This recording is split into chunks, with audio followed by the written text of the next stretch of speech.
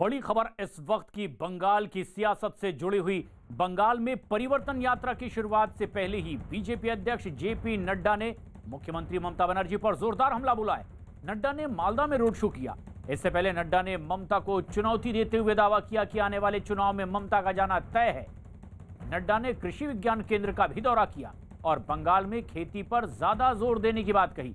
नड्डा ने मालदा में किसानों के साथ खाना भी खाया और भरोसा दिलाया कि बंगाल में बीजेपी की सरकार बनने के बाद किसानों की तरक्की के लिए कई योजनाएं लागू की जाएंगी। जेपी नड्डा ने मालदा की रैली में ममता बनर्जी पर जमकर निशान साधा है। उन्होंने दावा किया कि आने वाले विधानसभा चुनाव में ममता बनर्जी की पार्टी का जाना तय है और बीजेपी का आना भी तय है। जब बंगाल के किसानों में लगभग 25 लाख लोगों ने केंद्र सरकार को खुद अर्जी भेज दी तो कहती है ममता जी की मैं भी प्रधानमंत्री किसान सम्मान निधि लागू करूंगी। ममता जी चुनाव आ गए हैं, अब पछतावत होत क्या जब चिड़िया चुग गई खेत। अब तो हम जब बोलते हैं तो सामने से नारे लगते हैं जय श्री राम। मैं अभी आया हेलीपैड से लेकर सारे रास्ते मैं सिर्फ ऐसे हाथ हिलाता था, उधर से कहते थे जय श्री राम। अभी चुनाव होगा, ममता जी को टाटा, उनको नमस्ते। मैं आजकल देखता हूं जहां जाता हूं मुझे पीसी और भाईपो दोनों की तस्वीरें मिलती। पीसी और भाईपो दोनों की तस्वीरें, हर कोई हाथ जोड़ के खड़ा है, हर कोई हाथ जोड़ के खड़ा है, उनके पोस्टर मिलते हैं। ममता जी, बंगाल की जनता ने आपको नमस्ते करने का तय कर लिया है, ये बात आप समझ लीजिए। ममता बनर्जी पर सीधा हमला, लेकिन एक नई यात्रा की शुरुआत बीजेपी पश्चिम बंगाल में करने जा रही है और नाम दिया गया है परिवर्तन यात्रा। शुरुआत इसकी हो रही है नवोद्वीप नादिया जिले से।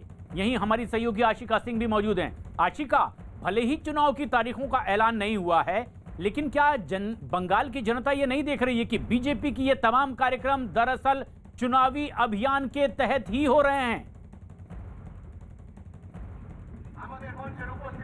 बिल्कुल प्रशांत, सबसे पहले मैं आपको यहाँ की तस्वीरें दिखाऊंगी। ये वो रथ है जो तैयार हो रहा है, जो सज रहा है।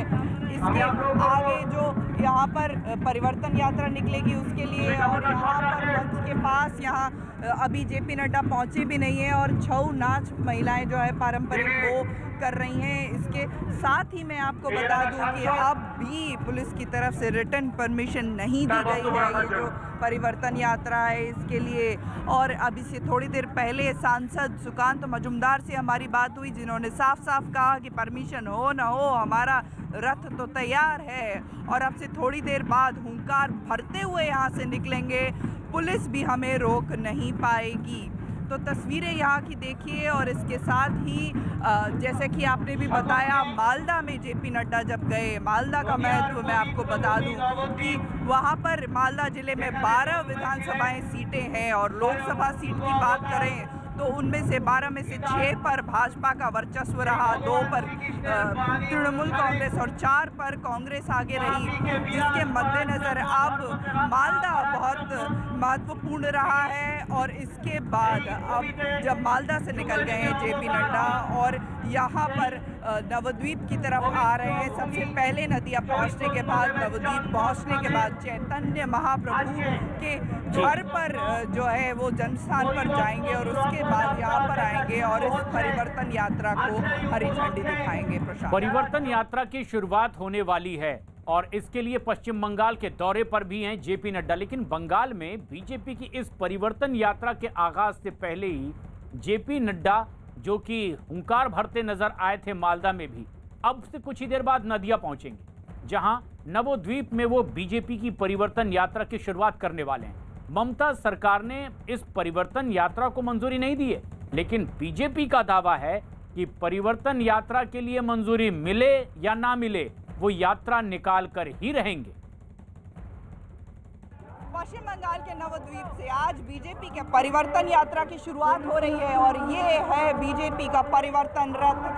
बहुत बातें हो चुकी परिवर्तन रथ को लेकर के, और राजनीति की बात करें तो उसको लेकर भी परमिशन है नहीं परमिशन है, इसको लेकर के अब भी जो है वो पेंच फंसा हुआ है। लेकिन इस बीच ये जो परिवर्तन रथ है इसकी तस्वीर हम आपको दिखाएं। एक तरफ प्रधानमंत्री नरेंद्र मोदी की तस्वीर है, उसके बाद जेपी नड्डा की तस्वीर है, दिलीप घोष जो कि राज्य के भाजपा अध्यक्ष हैं उनकी तस्वीर है। यहाँ पर इस रथ को सजाने की जो कोशिश है वो भी अब शुरू हो चुकी है, तैयारी जो है वो लगभग पूरी हो चुकी है। और अब से थोड़ी देर बाद यहाँ पर भाजपा अध्यक्ष जेपी नड्डा आएंगे और इस रथ को लेकर के पश्चिम बंगाल के हर एक विधानसभा तक जो ये निकलेगा वो यात्रा शुरू करेंगे। बीजेपी सांसद सुकांत मजुमदार हमारे साथ हैं। दादा, परमिशन है कि नहीं है परिवर्तन यात्रा की? रथ तो आ गया है। देखिए, परिवर्तन यात्रा की परमिशन अभी तक हमारे पास नहीं है और हम परिवर्तन यात्रा की परमिशन की परवाह भी नहीं कर रहे हैं। पश्चिम बंगाल पुलिस से हमें ज़्यादा एक्सपेक्टेशन नहीं है।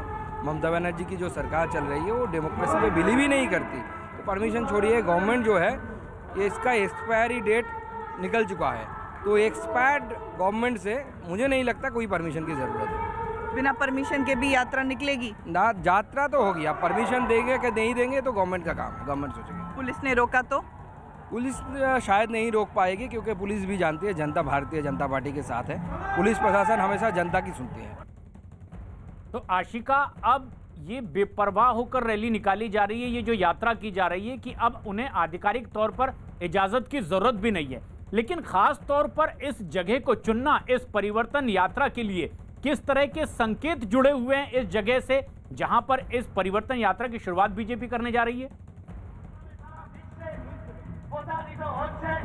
देखिए, बंगाल को आध्यात्म की भूमि कहा जाता रहा है प्रशांत, तो ऐसे में जब भी जेपी नड्डा आए हैं या गृह मंत्री अमित शाह आए हैं, आध्यात्मिक टच जरूर उनके हर यात्रा में रहा है। और इस बार भी नवद्वीप को खास तौर पर चुनना बड़ा निर्णय है, और इसलिए क्योंकि ये चैतन्य महाप्रभु जो कि उनके जो फॉलोअर्स थे उनको कृष्ण भगवान का अवतार माना करते थे, तो ऐसे में इस जगह को चुनना ये एक आध्यात्मिक तौर पर जो है वो संदेश देने की कोशिश है कि बीजेपी जो है वो लोगों के साथ है, बंगाल के कल्चर के साथ है, आध्यात्म के साथ है, किसानों के साथ है, दलितों के साथ है और पिछड़ों के साथ है। और यही कोशिश है बीजेपी की कि अपने तमाम